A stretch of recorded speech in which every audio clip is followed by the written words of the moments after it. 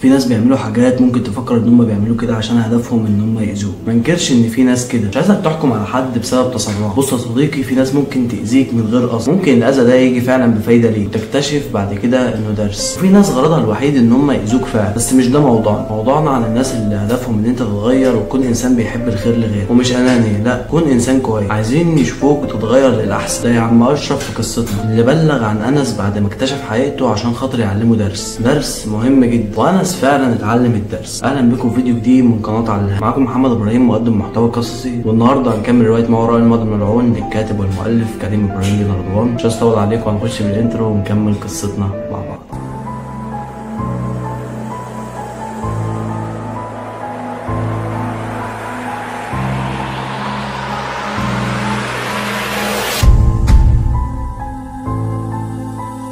قلنا في الفيديو اللي فات ان انس كتب كتاب بعنوان ما بعد الظلام، وهذا نسختين، واحده منهم لسلمى والثانيه لعم اشرف، وساب لهم رساله اهداء. وكان محتوى الرساله دي: لمن اضاء طريقي عندما كنت غارقا في الظلام، شكرا انكم امنتم بي. وبعد مرور فتره من الزمن وفي يوم من الايام وانس كان قاعد في مكتبه، كانت حياته مليانه بالتحديات، بس دلوقتي بس بقى ليها معنى. وفي ضوء اللحظه غمض عينه وافتكر كلماته: الظلام ليس عدونا بل معلمنا، وما يجعلنا بشر هو قدرتنا على السير نحو النور مهما كانت رحلتنا طويل وفارق الحياة، لكن إرثه ما زال حقيقي. أحيانا بنقع في شر أعمالنا بس إحنا دايما بنعرف نتفادى ده، بس النور ساكن جوانا كلنا. بعد فترة طويلة من موت أنس، بس إرثه استمر على التأثير في أجيال كتير. كتاب أنس اللي اسمه ما بعد الظلام بقى جزء كبير من المناهج الدراسية في الجامعات والمدارس. الكتاب ده ألهم كتير من الشباب عن قيمة التسامح، العمل بجد عشان تحقق التغيير. البلد اللي بدأ فيها كل حاجة أصبحت المنظمة اللي أسسها أنس وسلمى مركز مجتمعي كبير. اتعمل كتير من الندوات وورش عمل لتعليم الناس التعامل مع اخطائهم وتحويل الالم لقوه. كان من ضمن المتطوعين بنت صغيره كده اسمها ليلى، كانت بتقرا قصه انس في كل مره بتحس فيها بالاحباط، وقالت لسلمى في يوم من الايام: انا عايزه اكون زي انس، عايز اساعد الناس واخلي العالم مكان افضل. ابتسمت سلمى اللي بقت مديره المنظمه بعد وفاه انس وقالت: خليكي عارفه دايما ان النور جواك. انس ما كانش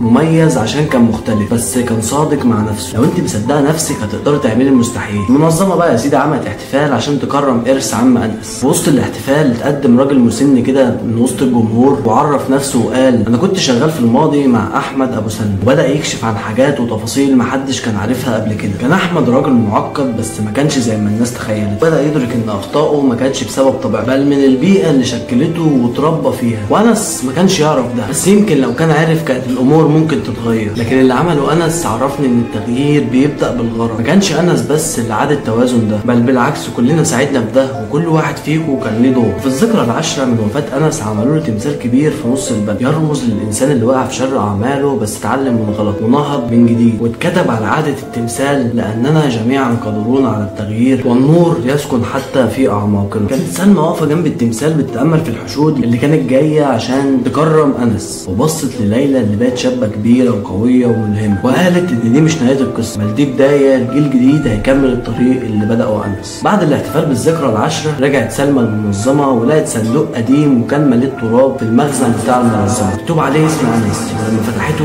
لقيت. وبكده نكون وصلنا لنهاية الفيديو بتاع النهارده. لو الفيديو عجبك متنساش تعمل لايك وتشترك في القناه لو انت مش مشترك. متنساش تقول لي ايه رايك في الكومنتات. في الفيديو اللي فات قلت ان البارت هيبقى اخر بارت، بس للاسف لقيت القصه طويله قوي، فان شاء الله يبقى لها بارتين كمان. واشوفكم الفيديو الجاي. سلام.